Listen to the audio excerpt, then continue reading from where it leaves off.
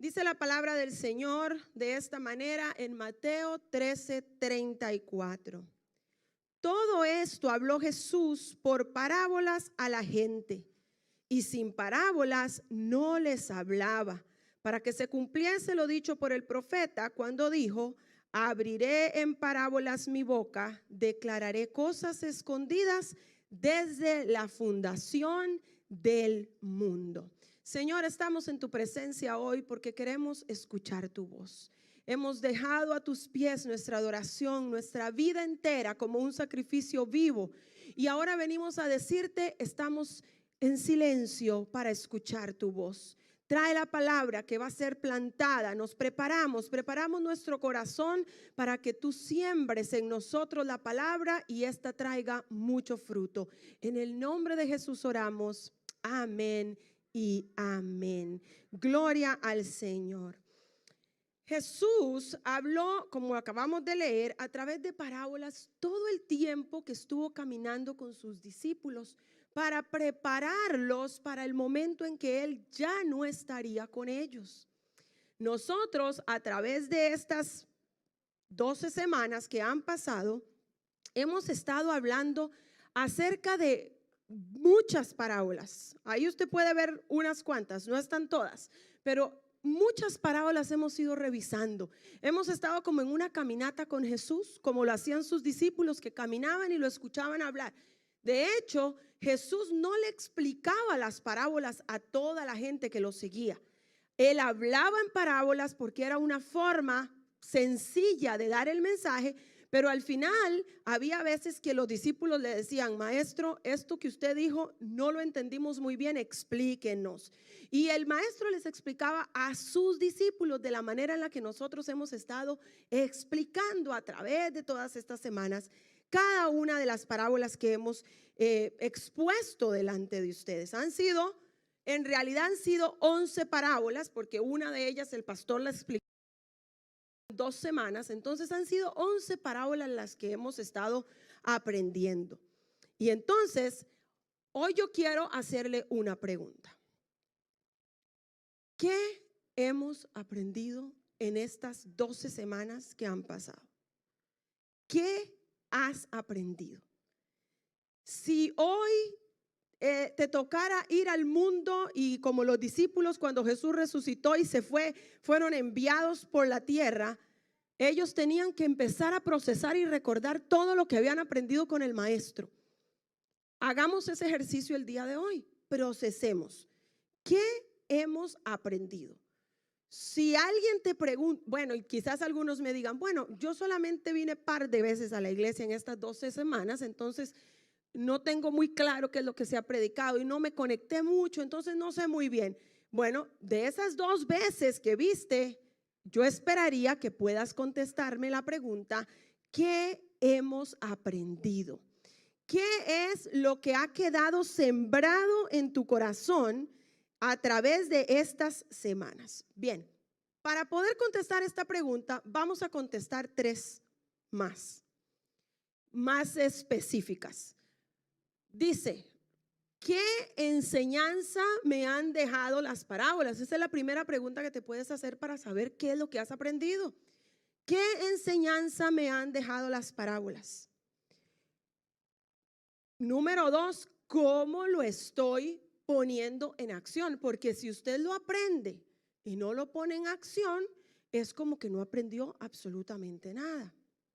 Y la tercera pregunta que usted se puede hacer para contestar la pregunta original es: ¿para qué me ha servido esta enseñanza de cada una de las parábolas que hemos estado explicando a través de estas 12 semanas? Yo me di a la tarea de hacerle un pequeño resumen de las parábolas que hemos estudiado, para que al final del mensaje podamos contestar la pregunta con la que estoy iniciando. ¿Qué hemos aprendido? Si usted toma notas, quizás entonces va a tener algunas como estas que yo le voy a mostrar. Si no, pues tome notas el día de hoy y le recomiendo que se vaya a nuestra página en Facebook de la iglesia o a la página web de nuestras iglesias, y ahí usted va a poder ver los mensajes de todas las semanas que pasaron para que usted pueda sacarle provecho a cada enseñanza Quizás que se perdió o quizás que ya ni se recuerda qué fue lo que aprendió.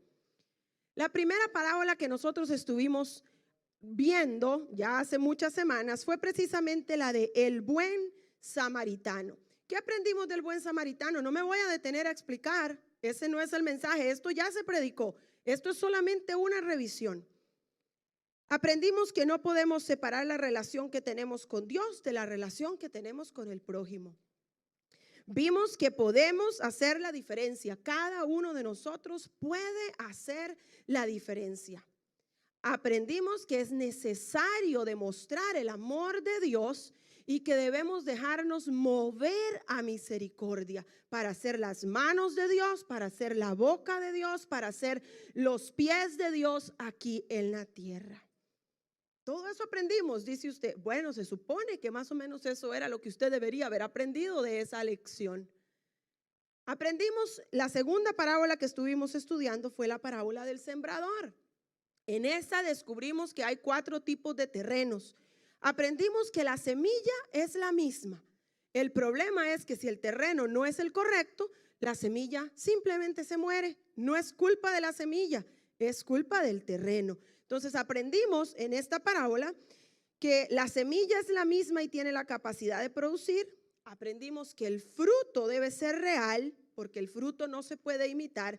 Aprendimos que los dones se pueden imitar y yo puedo parecer muy espiritual, pero la realidad es que el fruto que produce la palabra de Dios en mi vida, el Espíritu Santo de Dios en mi vida, no se puede imitar y no se puede fingir. O es o no es. ¿Y cómo lo sabes? Porque permanece.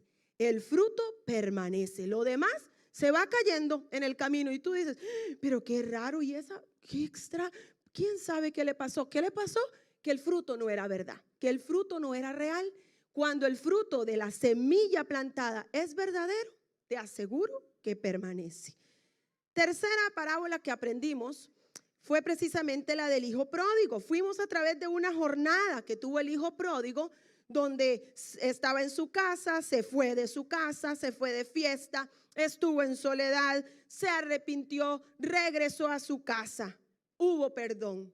Pero aprendimos que la historia no se trataba solo del hijo pródigo, sino que también había un hijo que siempre había estado en casa, pero tenía una mentalidad de siervo. Y entonces se enojó con el padre porque celebró el regreso de su hermano. Y aprendimos que en casa pueden haber hijos con mente de siervos. Aprendimos que el hijo que está en la casa construye, hereda, disfruta, tiene el ADN del padre y sirve por devoción. Mientras que el siervo no lo hace por esas razones y vive amargado y está dentro de la iglesia, dentro del cuerpo de Cristo y nunca llega a florecer en el propósito que Dios tenía para su vida porque es un hijo con mentalidad de siervo. ¿Qué más aprendimos? Vimos la cuarta parábola que tenía que ver con las 10 vírgenes. En esta parábola aprendimos por qué hay que estar esperando al novio. ¿Cómo tenemos que esperar al novio? Fuimos llamados a prepararnos, porque para esperar al novio hay que prepararse. Eso decía la parábola que aprendimos. Y la preparación tenía mucho que ver con el aceite que yo me aseguro de estar poniendo en mi lámpara. Después de esa, estuvimos hablando acerca de los talentos. Estoy haciéndole un resumen a la velocidad del rayo de cada una de las parábolas que hemos estado estudiando, porque usted todavía tiene por tarea contestarme la pregunta: ¿qué has aprendido? Los talentos nos hablaban acerca de que Dios nos entrega talentos de acuerdo a nuestra capacidad. Él no te va a dar algo más de lo que tú puedes hacer o dar. Él te entrega de acuerdo a su capacidad y lo que espera de nosotros es fidelidad. Entendimos que todo le pertenece al Señor y Él solamente nos entrega para que nosotros administremos. Esa es nuestra función. Y la recompensa de cualquier siervo que recibe talentos no tiene que ver con cuánto puede producir, con cuánto puede entregar de vuelta. La recompensa del que recibió un talento está en su fidelidad para poner a trabajar el talento. Si usted queda con alguna duda, pregunta, intriga de qué más aprendimos en esa clase o en esa predicación de esa parábola, vaya y lo ve. Le recomiendo que lo vaya y lo vea para que pueda recibir en su espíritu la enseñanza, que le va a ayudar muchísimo. Aprendimos después acerca de los odres viejos y los odres nuevos. Vimos el parche de tela nueva en tela vieja. Eran dos parábolas relacionadas. Aprendimos que el odre viejo tiene que ver con religiosidad, tiene que ver con tradiciones y con costumbres que nos endurecen de tal manera que la unción fresca del Señor no se puede depositar en nosotros. Aprendimos que el odre nuevo debe exponerse al cambio, debe tener un espíritu enseñable y una búsqueda diaria de Dios para tener una renovación constante. Era el mensaje titulado New Season, una nueva temporada en la que habría una nueva unción para quien se decidía a ser transformado completamente y dejar de ser un odre viejo que de esta forma es y no me muevo de aquí, yo soy espiritual así. No, todo lo contrario, con humildad decir: Señor, déjame tener un espíritu enseñable en este tiempo, en esta temporada. ¿Qué quieres de mí? Avanzamos luego a la siguiente parábola, que fue acerca de el fundamento, el sabio y el necio. ¿Dónde construyeron? ¿Cuál era el fundamento? Vimos la importancia de tener un buen fundamento, la diferencia entre la arena y la roca. Vimos que el fundamento que nos sostiene lo que no se ve. O sea, el fundamento, que es lo que está por debajo, es lo que te sostiene a ti en tu vida espiritual. Lo que nadie ve es lo que sostiene lo que todos ven. Ese fundamento, por eso es tan importante, porque aunque vengan ríos, y conste, van a venir, eso fue otra de las cosas que aprendimos, van a venir vientos, lluvias, tempestades, terremotos, huracanes y a veces todos juntos. Pero quien está plantado en la roca, aunque no quede nada, se caigan todas las construcciones que habías hecho, el fundamento firme te dará lo suficiente necesario para que vuelvas a edificar sobre la roca que es Cristo en tu vida. Amén. La siguiente parábola que aprendimos tiene que ver con la higuera. Vimos que la higuera tenía tiempo invertido en ella, 7 años de inversión. Y cuando el dueño fue a buscar, después de toda la dedicación, encontró muchas hojas y nada de fruto. Y entonces el dueño dijo: esta hay que cortarla porque lo que está es ocupando terreno. Y entonces entendimos que podíamos pedirle al Señor misericordia. Un año más, Señor, déjanos remover la tierra y echarle abono para que pueda dar fruto. Y nos comprometimos con el Señor a remover nuestra tierra y abonar nuestro terreno para poder dar mucho fruto. ¿Ya se cansaron? Yo sí. La siguiente, la joya perdida. Hablamos acerca del tesoro del reino de los cielos, que para que venga a nuestras vidas nos iba a costar absolutamente todo. Que teníamos que estar dispuestos a transformarnos en los verdaderos adoradores que el Padre está buscando, y para eso nos va a costar todo: tiempo, recursos, entrega, dolores, que nos hagan daño, que nos critiquen, que nos levanten murmuraciones, que nos señalen, que sientas que tu vida a veces se vuelve como ¿cómo se llama esto? Donde entrenan los boxeadores, la bolsa esta, la que le dan. A veces sentimos que nuestra vida es como eso, lo que todo el mundo le está golpeando.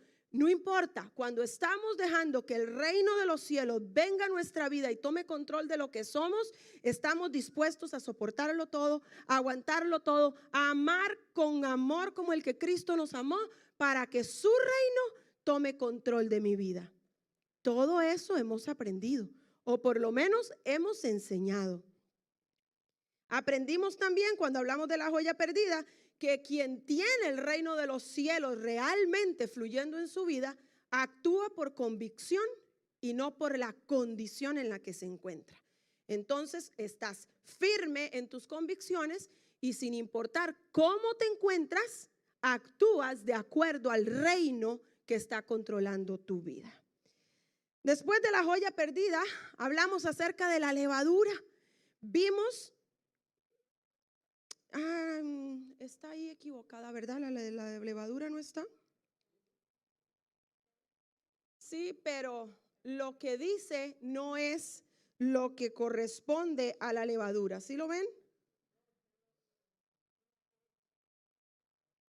Está repetido lo de la joya perdida, pero no se preocupen porque como yo prediqué de la levadura no me cuesta nada.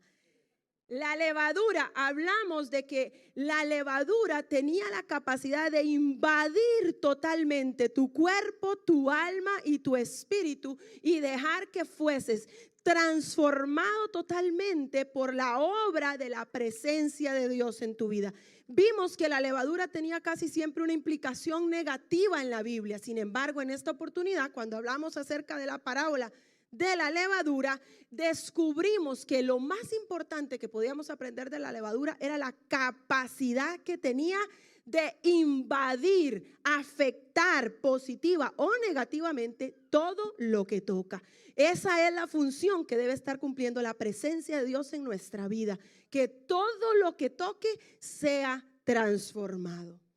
Hablamos también, creo que nos queda una más, solamente la vid y las ramas. Esta fue la que el pastor enseñó la semana pasada, la parábola de la que el pastor explicó la semana pasada, y nos enseñó que debemos permanecer pegados a la vid para poder producir fruto. Vimos cómo la vid, bueno, no es un árbol, pero la planta, él nos enseñó una foto, no tiene los frutos colgando del tronco, sino que las ramitas que se esparcen son las que comienzan a tener mucho fruto y se van volcando del peso del fruto. Entonces él nos enseñó que estamos en un proceso que debe producir en nosotros fruto, mucho fruto y más fruto, o algo así por el estilo fue lo que él nos enseñó. En nosotros debe haber constantemente fruto de que estamos pegados a la fuente que nos está alimentando nuestro espíritu.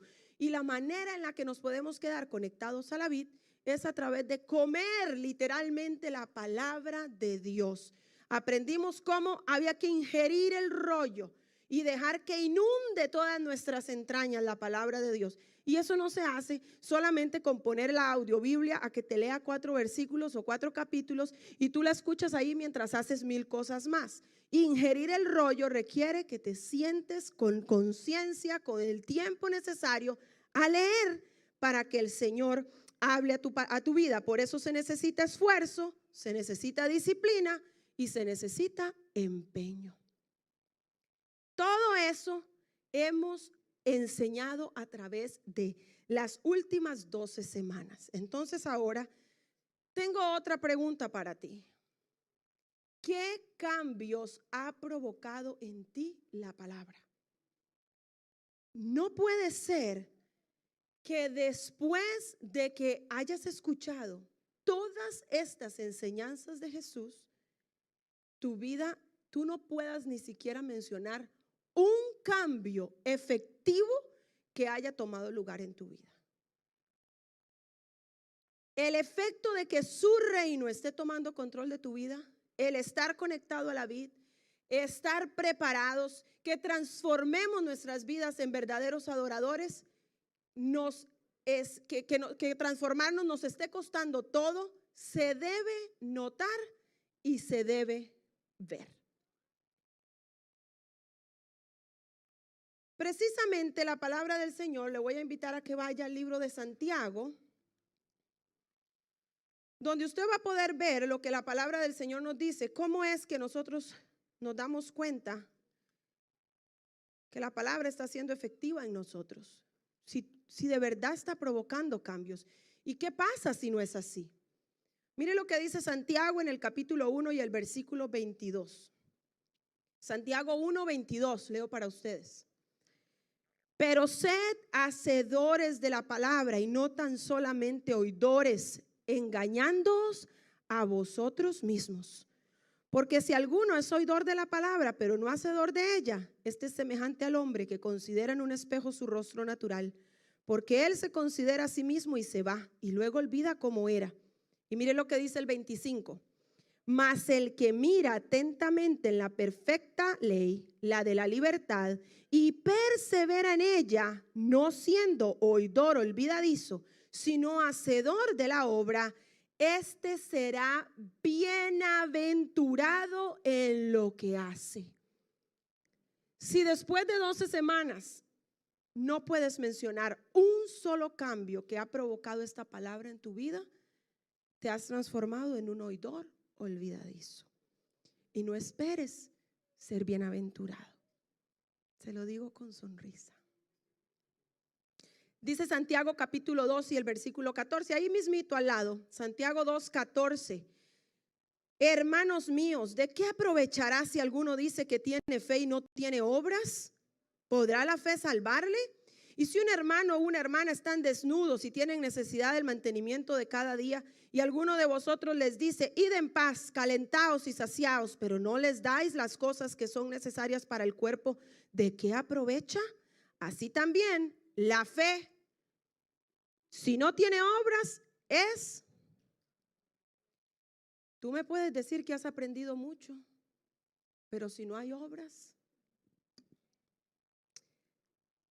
deben haber cambios evidentes, iglesia.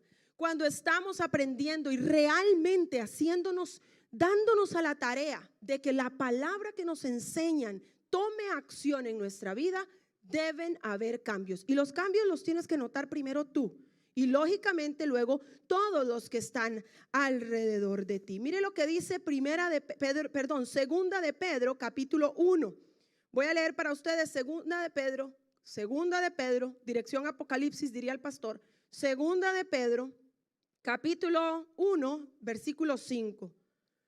Vosotros también, poniendo toda diligencia por esto mismo, añadid a vuestra fe virtud, a la virtud conocimiento, al conocimiento dominio propio, al dominio propio paciencia, a la paciencia piedad, a la piedad afecto fraternal y al afecto fraternal amor. Y mire lo que dice el versículo 9 de Segunda de Pedro.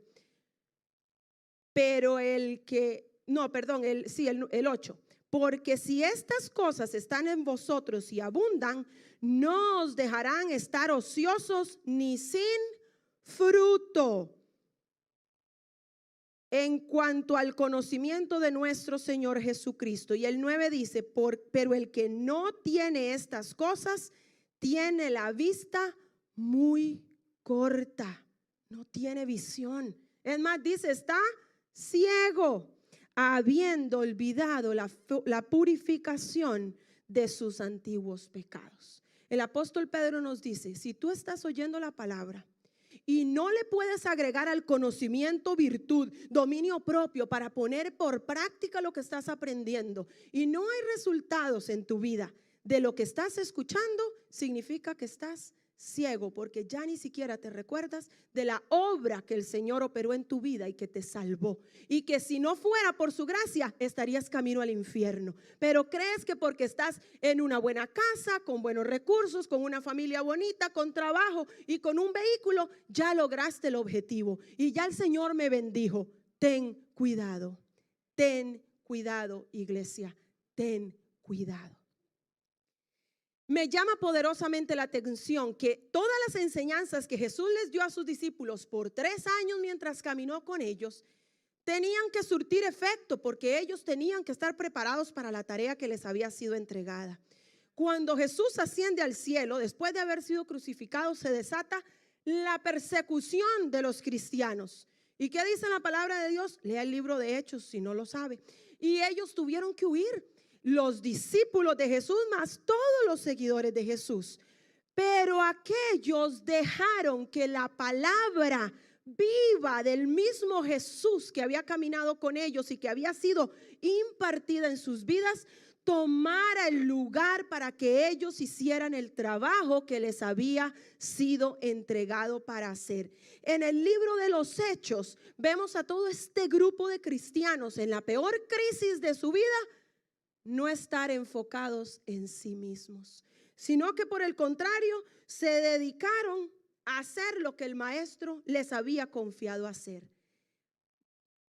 Vamos a ver una forma más de cómo podemos nosotros realmente demostrarle al mundo que estamos siendo transformados con las enseñanzas que estamos recibiendo. Pero antes de mirarlo, porque es un pequeño video, yo quiero mencionarle una lista de servidores que no existían, no se sabía nada de ellos, pero empezaron a poner en práctica lo que Jesús les había enseñado en el momento que comenzó la persecución.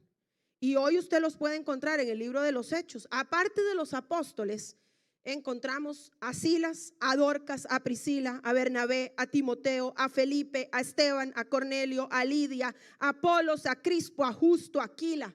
Vaya, lea qué hicieron todos ellos. Usted se sorprenderá de ver que las parábolas, la palabra que Jesús plantó en sus corazones comenzó a hacer el efecto necesario a transformarlos de tal manera, ungidos del Espíritu Santo y llenos de la presencia de Dios, salieron a que el mundo descubriera quién era el Jesús que habían crucificado, había resucitado y regresaría de nuevo. Una iglesia que puede contestar la pregunta y decir: ¿qué he aprendido en estas últimas 12 semanas y qué cambios están provocando en mi vida? Es una iglesia que puede salir a que en medio de la crisis que estamos viviendo, el mundo pueda escuchar que todavía hay esperanza en un Jesús que murió, resucitó y vuelve por su iglesia. Me llama la atención y me encanta. Dele palmas al Señor, amén. Me encanta que si tú lees el libro de los Hechos, ¿se acuerdan de Apolos? Apolos es el individuo por el que hay gran conflicto en la iglesia de Corinto. Todos se agarran del pelo para decir: yo soy de Apolos, no, yo soy de Pablo, no, yo soy de Cristo, porque era un gran predicador y profeta. Ese Apolos, vaya, lea de dónde salió. Ese salió del libro de los Hechos cuando escuchó la palabra de Dios y dijo: esto tiene que hacer efecto en mi vida, y salió a predicar. Y salió a predicar por las calles. Y Priscila y Aquila lo escucharon predicar. Ellos eran un poquito más centraditos en la fe y ya habían tenido más experiencia con la fe, y lo oyeron predicar, y al final lo llamaron y le dijeron: ven acá, ¿sabes qué, hermano?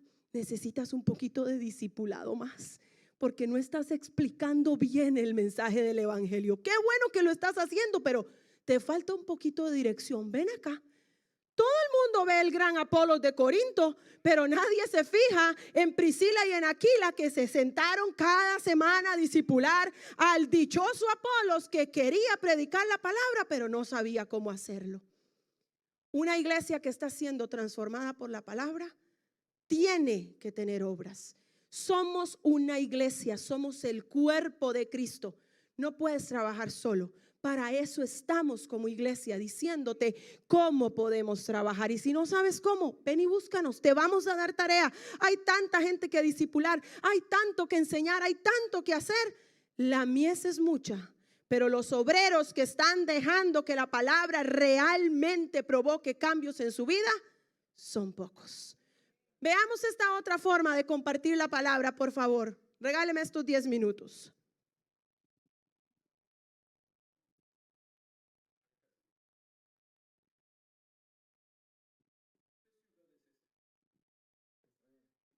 Más al sur en Galilea.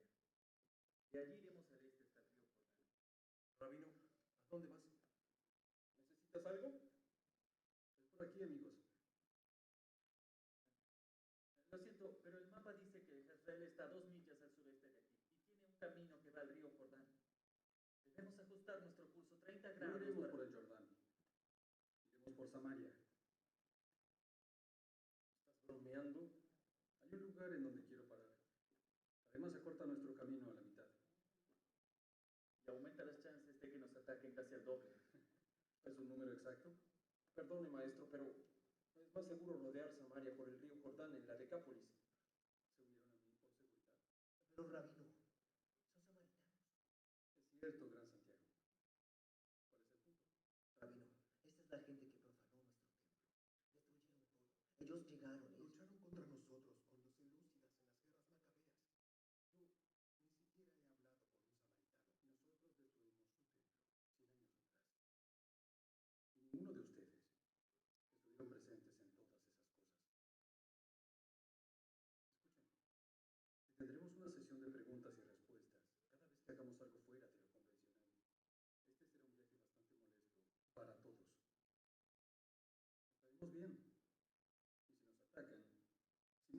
feliz de demostrar lo que sabe.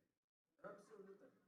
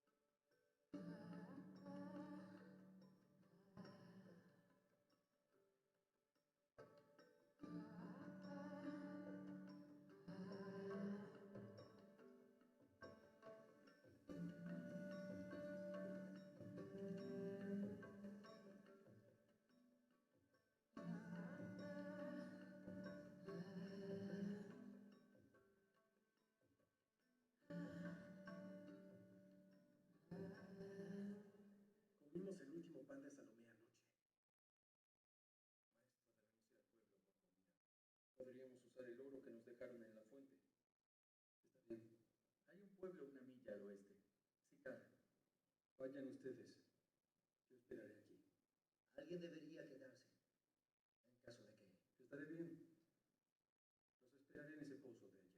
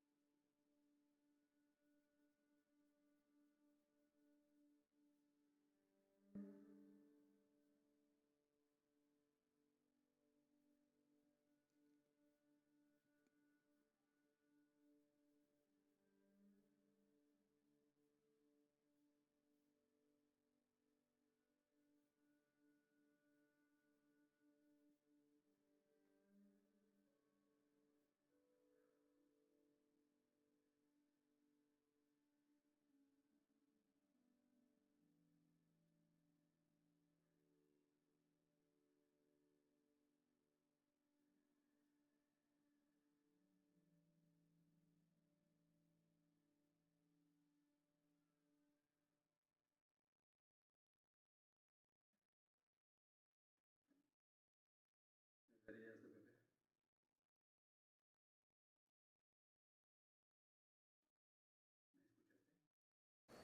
¿Tan mal estás? ¿Qué? Tú, un judío, pidiéndole un trago a una samaritana, a una mujer. Lo siento.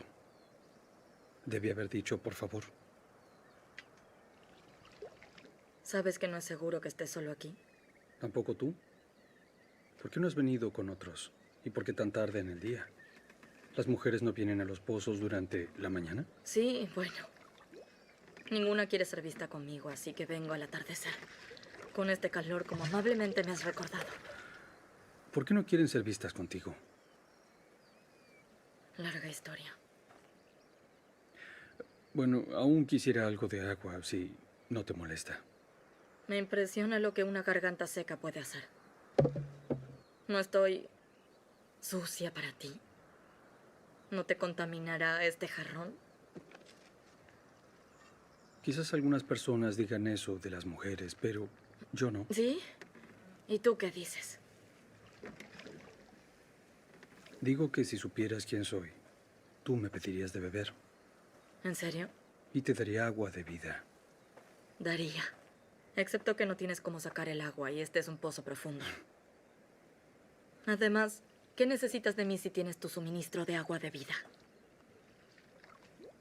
Es una larga historia. ¿El agua judía es mejor que el agua samaritana? Eso no es lo que dije. ¿Eres mejor que nuestro ancestro Jacob? ¿El que cavó este pozo? ¿Tu agua es mejor que la suya? Conozco a Jacobo, pero todos los que beben de esta agua tendrán sed otra vez. Y los que beben del agua que yo les doy no tienen sed nunca más.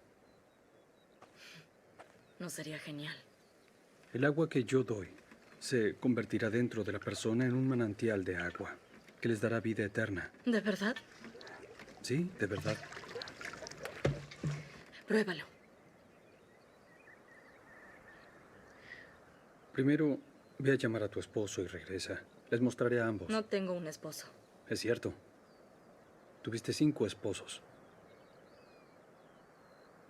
Y el hombre con el que vives ahora no es tu esposo.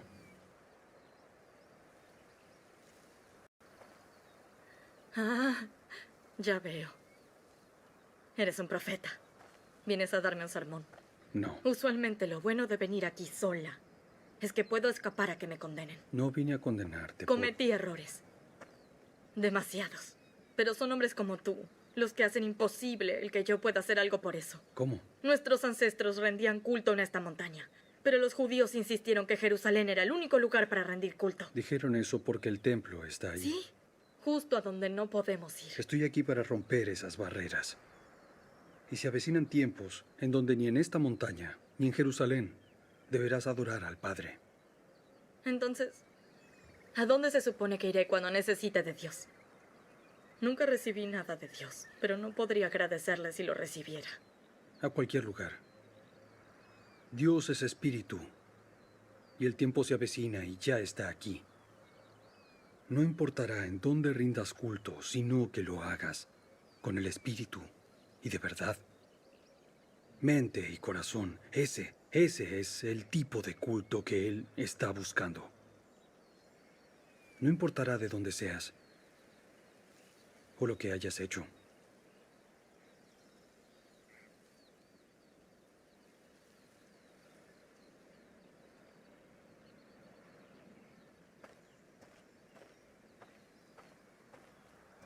¿Crees lo que acabo de decirte? Hasta que el Mesías llegue y explique todo esto y arregle este embrollo, incluyéndome, no confiaré en nadie más. Te equivocas cuando dices que nunca recibiste nada de Dios. Ese Mesías del que hablas, ese soy yo. El primero se llamaba Ramín. Eras una mujer de pureza, emocionada por casarse, pero no era un buen hombre. Él te lastimó y te hizo cuestionar el matrimonio, incluso la práctica de tu fe. Ya basta. El segundo fue Farsad. La noche de boda su piel olía a naranjas. Y hasta este día, cada vez que ves naranjas en el mercado, te sientes culpable por dejarlo, porque él fue el único hombre digno con el que estuviste. Pero no te sentiste digna. ¿Por qué haces esto? No me he presentado en público como el Mesías. Eres la primera. Sería bueno que me creyeras.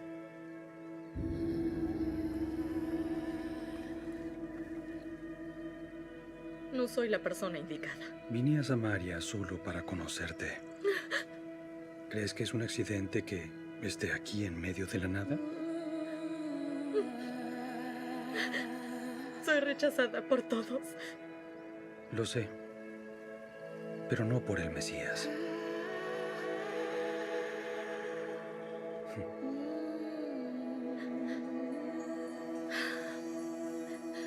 ¿Y sabes todo eso porque tú eres el Cristo?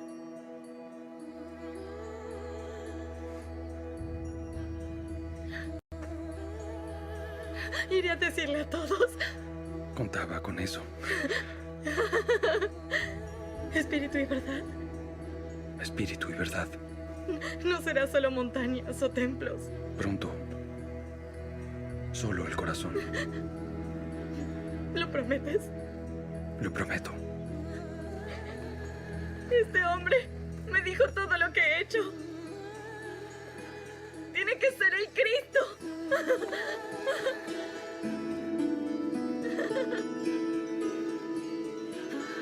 Oye, espera. ¡Tu agua! ¿Olvidaste tu...?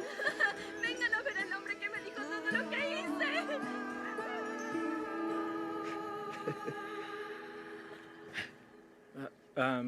Rabino, trajimos comida. ¿Qué le gustaría? Ya tengo comida que no sabían que tenía. ¿Quién te trajo comida? Un momento. ¿Se lo dijiste? Ujú. ¿Para que le diga al resto? ¿Qué comida? Mi comida es hacer la voluntad del que me envió y el cumplir con su obra. ¿Le dijiste quién eres? Ujú. Eso significa, Significa que nos quedaremos aquí unos días. Hemos sembrado por mucho tiempo y los campos ya pueden ser cosechados. ¿Entonces es hora? Vámonos. ¡Sí! ¡Sí!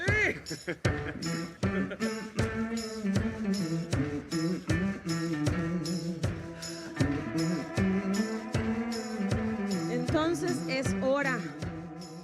Me fascina la forma en la que en esta producción nos ponen bien claro lo que significa tener encuentros transformadores con Jesús. Un encuentro transformador con Jesús te hará dejar de pensar solo en ti para levantar tu vista y empezar a pensar en el prójimo que está necesitando oír las buenas noticias que le pueden transformar su vida.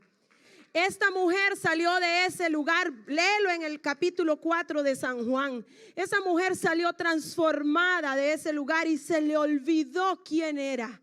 Se le olvidó que la señalarían, que la despreciaban, que era una prostituta del pueblo con la que nadie se juntaba. Porque un encuentro transformador con Jesús hace que tú te olvides de cualquier cosa para que solamente quieras compartir lo que Él ha hecho en tu vida, lo que ha hecho contigo, lo que está haciendo en medio de tu familia. Pero eso requiere que hayan cambios en ti cuando escuchas su palabra. Esos son los encuentros transformadores. Ponte de pie, iglesia. Termino con la misma pregunta que comencé. ¿Podrías decirme una cosa, una sola, no te pido más, una sola cosa que desde que empezaste a escuchar las parábolas de Jesús decidiste cambiar en tu vida? Una sola. Que desde que has estado escuchando las enseñanzas dijiste, esta palabra es para mí y a partir de hoy esto es lo que voy a hacer con lo que aprendí. Hemos dado demasiada palabra en 12 semanas. Los encuentros con Jesús que has tenido aquí en cada una de esas predicaciones, ¿qué transformación han traído a tu vida? Mientras oramos, pídele al Espíritu Santo que traiga a tu mente cuál es esa acción que has tenido en tu vida. Y quizás ha sido más de una, gloria a Dios. Ojalá las puedas enumerar. Porque ¿sabes qué, iglesia? El reino de los cielos está contando contigo para que la obra sea hecha aquí en la tierra. El Padre está esperando que tú le digas, voy a contarle a todos lo que estás haciendo en mi vida, porque Él ya no está en la tierra, ahora te tiene a ti y me tiene a mí aquí para que hagamos su obra. El cielo está contando contigo, la mies es mucha. Hoy le podemos decir al Señor, Señor, perdóname porque he sido un oidor olvidadizo y vengo y tomo 1000 notas y me voy y ni siquiera me acuerdo de lo que predicaron la semana pasada.